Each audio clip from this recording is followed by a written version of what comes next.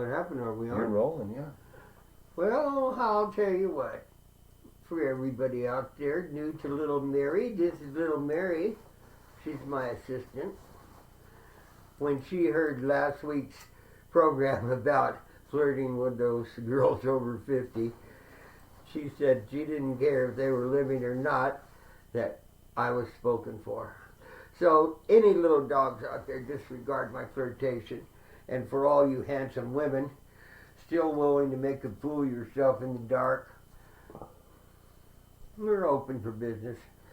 Now, in today, we have been making a couple of videos, and some of the people have already responded, and it's making me pretty happy. Because pot talk is like talking to your friends in the living room. That's pretty much what we are, or you wouldn't be watching me and I wouldn't be talking to you. This whole Oregon deal, you know, it's been legal for quite a while now, all over the place. I never thought I'd live to see the day.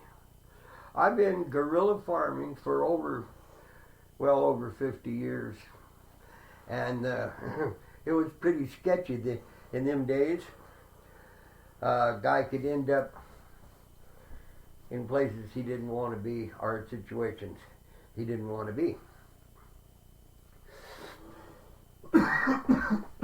People here in Oregon have found out that I might be a little offset or plumb, however you want to read it, as far as the average guy, but thank God. I mean, really, who wants to be the average guy? I figure if it's a good idea, then I'm probably right in the middle. There's a whole bunch of people that might not think it's a good idea, but it doesn't mean it's not a good idea. When I think of the persecution that was bestowed upon pot people, i.e. smokers, edibles, anything you want to do. Now, a whole lot of people during my life were put away in prison for lengths of time, including myself, for pot. Now, modern minds that are thinking people see the medical advantages of marijuana, and they didn't just pop up, people. They were always there. And some supposedly really sophisticated, smart people said, for your own good, you better put on 3 or 4 pairs of pants if you ever smoke marijuana so you don't run out and rape all your relatives. That was the Marijuana Madness movie they showed me in high school, of what marijuana did to a human being. On what basis did the FBI, government, hell, hallelujah, and the president and all the preachers lined up back to back decide that this was the devil weed and give us all that shit for all them years? They just tried to blindfold it with different labels and names and condemn it with different associations of criminal activity and sexual perversion. When in fact, half of those people were waiting to go down this weekend and hook it up with Mabel at the hotel and smoke down until sunup.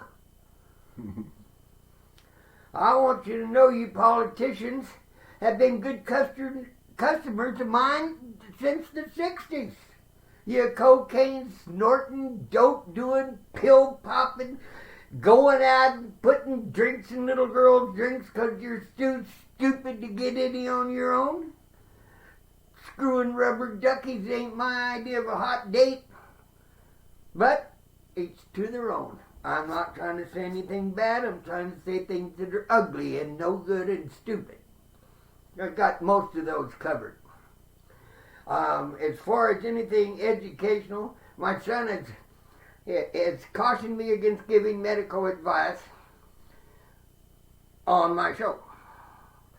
So I will heed his warning, but just still give you a little medical advice. If you fools out there smoking tobacco want to know the absolute cure, instant cure for not smoking, I'll tell you. Alcoholics line up down at your little AA meetings. God bless it, might help somebody that was too stupid to be stupid and had to have a teacher to teach them to be stupid. Well, they need help too, I suppose. But the secret is, when it comes to cigarettes, do not put them in your mouth. If you do by accident, plan B, don't light them. Now that's the cure. Pretty much the same with the booze. Don't drink it, don't sink it. That's the medical talk for today. And I am glad you allowed me to come in your trailer house or tent or home. Oh yeah. For all my more fortunate friends, in your spaceship or your yacht. Farewell for now.